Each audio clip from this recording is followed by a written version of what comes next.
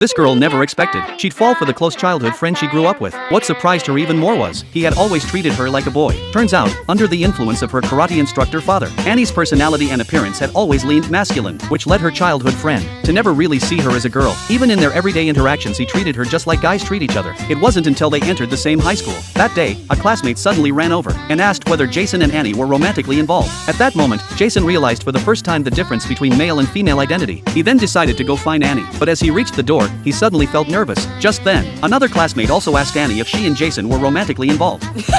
Are you crazy? So you're really not?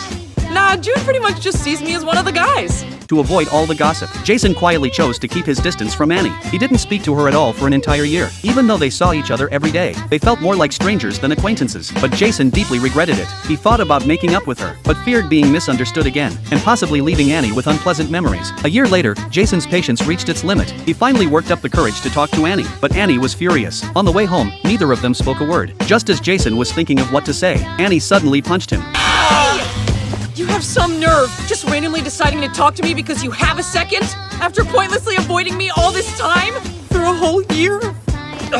Seeing Annie in tears, Jason finally mustered the courage to apologize. Annie couldn't understand why Jason had avoided her for so long. Jason explained that shortly after they started school, they were constantly together, and people mistook them for being in a romantic relationship, which could have caused trouble for Annie. Annie didn't expect him to care so much about something so trivial. Then she asked what Jason thought about it all now. That's easy. I want to be with you. Because I feel like we're better together. So on the surface, they made up and went back to normal. But something in Jason had changed. He felt the only way to keep being around Annie was to first face what he truly felt inside, and then face the real her.